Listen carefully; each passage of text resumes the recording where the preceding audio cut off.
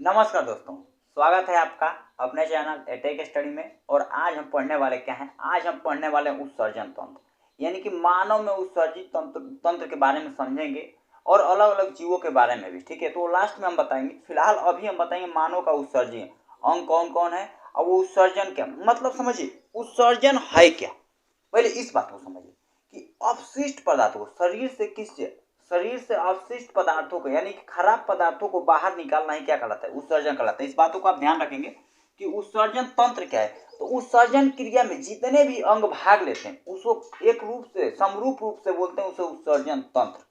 आई बातें समझ में? देखिए हम कॉम्पिटेटिव चला रहे हैं तो इसके लिए लिखेंगे कम और ज्यादा, एक एक पॉइंट पर आपको समझना बहुत जरूरी है। ठीक है, कॉम्पिटेटिव में आपको लिखना नहीं होता है, ठीक है, उसमें ट्रिक करना होता है। तो इसलिए आप ध्यान रखेंगे कि कौन से क्वेश्चन कहाँ से अटेंड होते हैं, उसको हम आज फोकस ज्यादा करेंगे। तो देखिए जैसे बोला है कि उत्सर्जन तंत्र क्या है, तो समरूप रूप से उत्सर्जन मतलब क्या है? समरूप रूप से जो उत्सर्जन प्रक्रिया में जो अंग भाग लेते हैं उन्हीं को कहते हैं, उनको समरूप रूप से उत्सर्जन तंत्र बोलते हैं।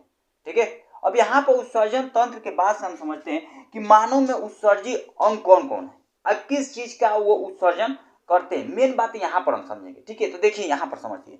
देखिए मानव में मुख्य रूप से उत्सर्जन अंग ये आपको लिखे हुए हैं। फेफड़ा है, आंत है, आंत भी उत्सर्जन करता है, जैसे छोटी आंत बड़ी आंत। इसके पहले हम आपको डाइजेस्ट सिस्टम का वीडियो अपलोड करके दिए हैं, आप वहां पर जाकर देख सकते हैं। ठीक है, और वहां पर एक बात आपको बताई गई है।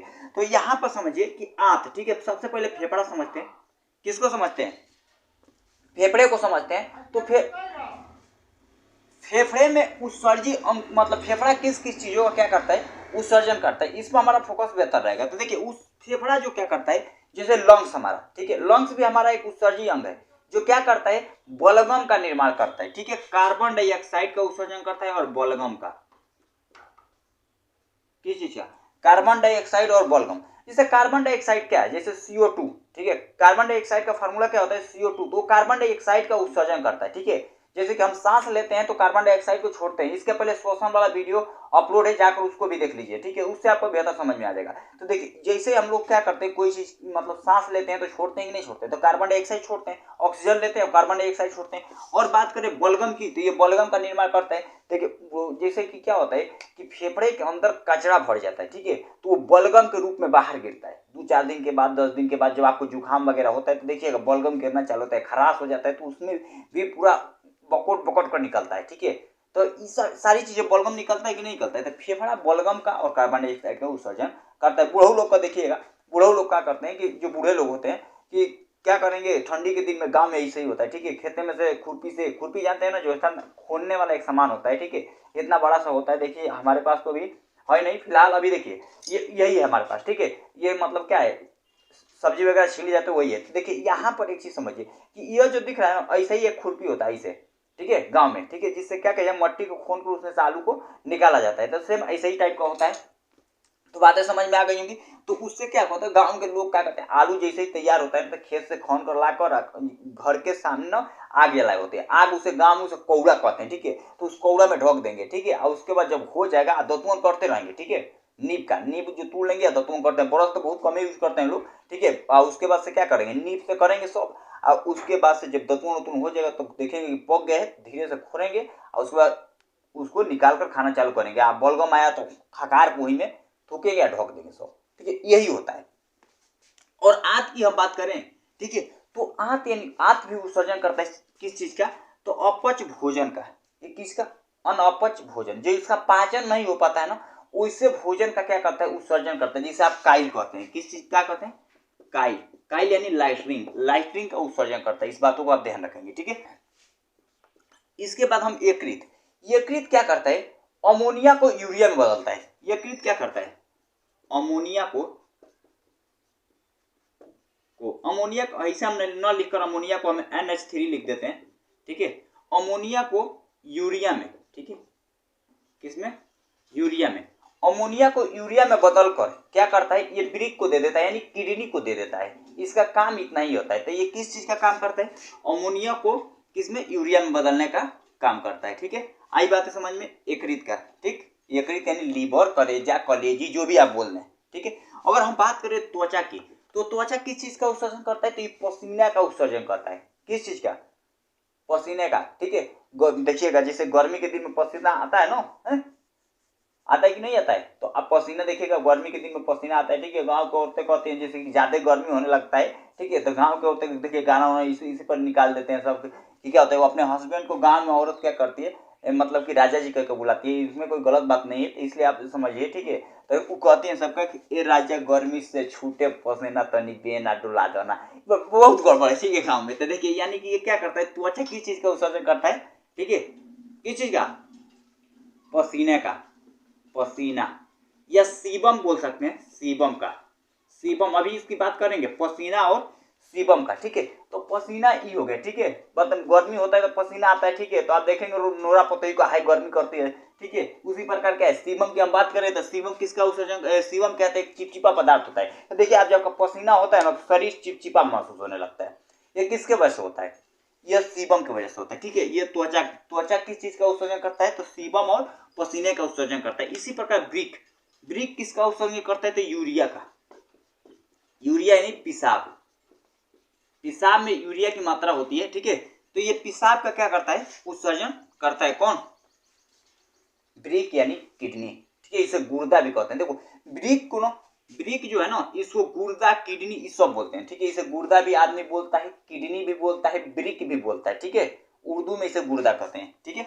जैसे कि लीवर को जिगर कहते हैं, ठीक है। इसी प्रकार इसको क्या कहते हैं, गुर्दा कहते हैं, ठीक है। तो ये गुर्दा हो गया, यूरिया हो गया, ब्रिक हो गया, ठीक है, सॉरी ब्रिक, किडनी, गुर्दा, ये तीन चीजें बोल देते हैं। तो ये मानव के उत्सर्जी अंग है। मानव के उत्सर्जी अंग में हमको किसको पढ़ना है, ब्रिक को, किसको पढ़ना है, ब्रिक यानी किडनी को पढ़ना है। इसीलिए हम यहाँ पर एक स्ट्रक्चर बना कर रखे हैं, ठीक है, पहले से ही, कि दोबारा बनाने में हमको समय ज्यादा लॉस न हो, इसीलिए हम पहले ही बना लिए कि आपको समझाने में हमको बेहतरीन समय ज्यादा न लगे। तो इतनी बातें समझ में आ गई, तो आप इसका एक स्क्रीनशॉट लीजिए, इसके बाद हम इसमें डिटेल से बढ़ते हैं आगे। तो ले लिए लोग, तो ले लिए होंगे, तो हम इसको थोड़ा सा इरेज करेंगे और उसके बाद से आपको हम बताते हैं, ठीक है। देखिए तो ये देखिए हमने ये इसको उठाने के लिए थोड़ा सा झुके थे। अब इसको देखिए, ये हमारा तो हो गया। अब इसका स्क्रीनशॉट आपने ले लिया, तो हम आगे देखते हैं, इसको मिटा देते हैं। अब समझिए, इतनी बातें तो आपको समझ में आ गई होंगी, ठीक है, इतनी बातें समझ में आ गई होंगी। अब हम किडनी के बारे में समझेंगे। यह क्या है, हमारा किडनी है, क्या है, ठीक है, किडनी, ठीक है, किडनी, सॉरी यह होता है किडनी, ठीक है। किडनी को हम लोग ब्रिक कहते हैं, ब्रिक, इसे गुर्दा भी कहते हैं, ठीक है। इतना ध्यान रखिएगा, ठीक है। कोनो कोनो आदमी ना, गांव का आदमी कच्चे किडनी खा जाता है, ठीक है, बकरा का, ठीक है, कहता है गुर्दा है, गुर्दा।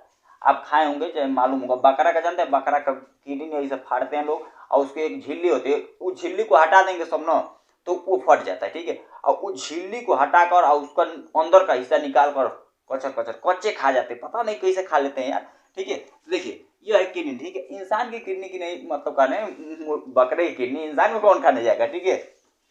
देखिए तो यह है किडनी। इस किडनी के अंदर हम बात करें तो इसे गुर्दा बोलते हैं या ब्रिक बोलते हैं, ठीक। अब ये देखिए मानव के अंदर ना दो किडनी होता है, मानव के अंदर कितना, मानव के अंदर दो किडनी, कितनी, दो किडनी, आई बात समझ में, दो। लेकिन एक चीज समझ, दो किडनी तो होती है, लेकिन राइट वाली जो ना, दाहिना वाली जो किडनी होती है राइट साइड, वो मतलब लीवर के कारण ना थोड़ा दब जाती है नीचे की तरफ। तो देखिए यहाँ पर हम नीचे की तरफ थोड़ा सा बनाए, देखिए आइए थोड़ा ऊपर, ऊपर है कि नहीं है, आइए थोड़ा नीचे। क्यों नीचे, क्योंकि ये यहीं पर होता है हमारा लीवर, यहीं पर होता है क्या, जीवर, करेजा, करेजी, जो भी चीज है। तो ये इसी के कारण क्या होता है, थोड़ा सा किडनी क्या होता है, दब जाता है नीचे की तरफ, आज लेफ्ट वाला थोड़ा ऊपर की तरफ हो जाता है, क्योंकि ये तो दबा नहीं होता है। तो यह किडनी थोड़ा सा झुका रहता है, ठीक है, दाहिना वाली, ठीक है। तो ये मानव में दो किडनी होती है, एक राइट किडनी एक लेफ्ट किडनी, आई बातें समझ में।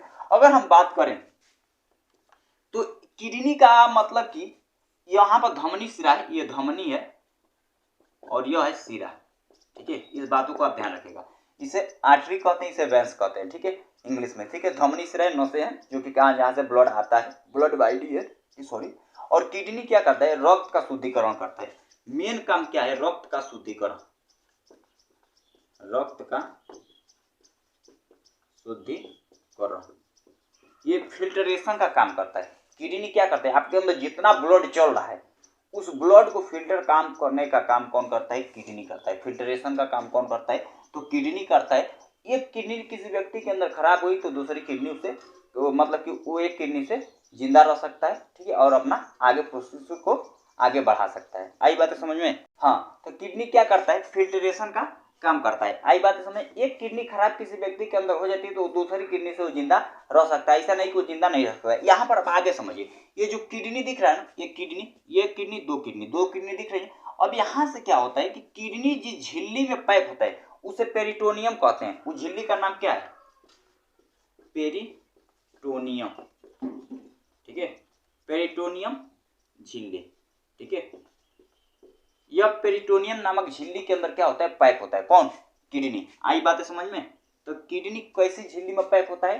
पेरिटोनियम नामक झिल्ली के अंदर पैक होता है। यदि हम बात करें यहाँ पर झिल्ली को आगे, तो इसका एक किडनी कितने ग्राम का होती है? तो 140 ग्राम का ऑलमोस्ट होती है, ठीक है। 140 से 160 ग्राम के मध्य होती है, ठीक है। ऑलमोस्ट आप मतलब 140 अगर पेपर में अटेंड करता है क्वेश्चन की किडनी कितने ग्राम की होती है तो आप बेहिचक 140 ग्राम पर टिक कर सकते हैं, ठीक है। तो यह हो गया हमारा, ये क्या है? 140 ग्राम। किडनी का भार कितना होता है? भार कितना? 140 ग्राम। यदि हम बात करें तो किडनी का जो बाहरी भाग होता है ना, बाहरी भाग, जैसे कि किडनी का जो बाहरी भाग हम बताएं इसे कॉर्टेक्स कहते हैं। क्या कहते हैं? कॉर्टेक्स। किडनी के बाहरी भाग को क्या बोलते हैं? कॉर्टेक्स बोलते हैं। और आंतरिक भाग को मेडुला कहते हैं। क्या कहते हैं? आंतरिक भाग को क्या बोलते हैं? मेडुला। आई बात है समझ में? तो किडनी के बाहरी वाले भाग को क्या कहते हैं? कॉर्टेक्स, और आंतरिक भाग को मेडुला कहते हैं, ठीक है। अब देखिए, अब 11th का 12th का तो आप पढ़ नहीं रहे, 11th का आप पढ़ते तो इसको और डिटेल से कॉर्टेक्स में क्या क्या चीजें होती है ये सारी चीजें बताई जाती है। लेकिन आप कॉम्पिटिटिव पढ़े तो कॉम्पिटिटिव में ऐसे ही क्वेश्चन अटेंड किए जाते हैं, ठीक है। तो ये हो गया, ठीक है। तो आंतरिक भाग क्या कहलाते हैं? मेडुला कहलाते हैं। और बाहरी भाग क्या कहलाते हैं? कॉर्टेक्स कहलाते हैं, ठीक है। झिल्ली कौन सी होती है? तो पेरिटोनियम नामक झिल्ली में पैक होता है। कितने ग्राम का होता है? तो 140 ग्राम का होता है। मानव में कितनी किडनी होती है? तो 2 किडनी काम करती है, तो पेशाब का निर्माण करती हैं और क्या किसी का रक्त को शुद्धिकरण करती हैं। इसका काम यही होता है, ठीक है। रक्त को फिल्ट्रेशन और जौहर को निष्क्रिय करना, और जौहर को क्या करना? जौहर को भी छानना, आपके शरीर से क्या करना? छानना। तो देखिए, जब भी कोई व्यक्ति जौहर पी लेता है तो उसको पूरा धक्का-धक पानी पिलाते हैं, धक्का-धक, ठीक है, कि क्या हो गया? वो पेशाब के थ्रू क्या हो जाए? बाहर निकल जाए। तो यही काम करता है, ठीक है। किडनी क्या करता है? तो रक्त को फिल्ट्रेशन करने का काम करता है, ठीक है। आई बात समझ में आ गई होंगी? तो आगे हम बढ़ते हैं। देखिए, अब यहाँ पर आप समझ गए होंगे, यहाँ पर एड्रेनियल ग्लैंड होता है, ठीक है। अच्छा, इससे क्वेश्चन आ सकता है, ठीक है, कि एड्रेनियल ग्लैंड कहाँ पाई जाती है? तो आप कहेंगे किडनी के ऊपर, ठीक है। यह किडनी, ठीक है। इसे अधिवृक्क कहते हैं। इसे क्या बोलते हैं? अधिवृक्क, ठीक है। एड्रेनियल ग्लैंड को क्या कहते हैं? अधिवृक्क ग्रंथि बोल सकते हैं, अधिवृक्क बोल सकते हैं, ठीक है।